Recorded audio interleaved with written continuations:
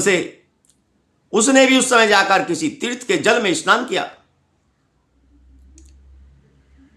फिर वह साधारणता मेला देखने की दृष्टि से बंधुजनों के साथ यत्र तत्र घूमने लगी।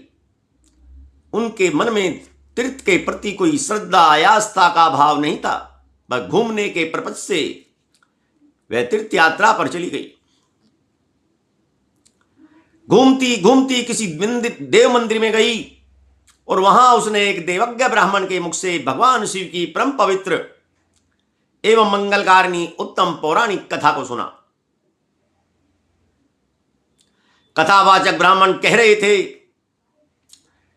कि जो स्त्रियां पर पुरुषों के साथ व्यभिचार करती हैं, वे मरने के बाद जब यमलोक में जाती हैं तब यमराज के दूत उनकी योनि में तपे हुए लोहे का परिघ डालते हैं। पौराणिक ब्राह्मण के मुख से यह वैराग्य बढ़ाने वाली कथा सुनकर चंचुला भय से व्याकुल हो गई और कांपने लगी।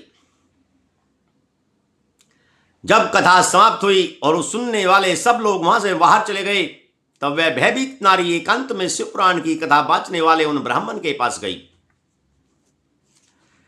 और हाथ जोड़कर उन ब्राह्मण देवता से बोली, मैं अपने धर्म को नहीं जानती थी, इसलिए मेरे द्वारा बड़ा दुराचार हुआ। हे स्वामी, मेरे ऊपर अनुपम कृपा करके आप मेरा उद्धार कीजिए।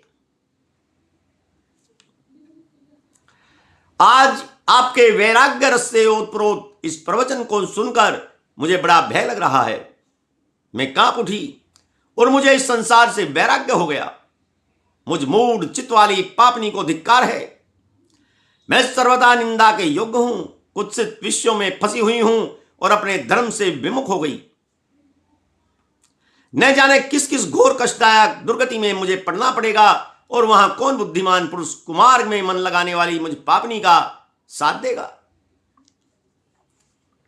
मृत्यु के उपरांत तो धर्म ही कार्य आता है, धर्म ही काम आता है, कर्म ही काम आते हैं। जो आपने परमार्थ किया है वही साथ देता है, बाकी तो सब संसार में छूट जाता है। अब वह चंचुला बड़ी ही दुखी और पश्चाताप से भरी हुई थी और ब्राह्मण देवता के सामने हाथ जोड़कर कह रही है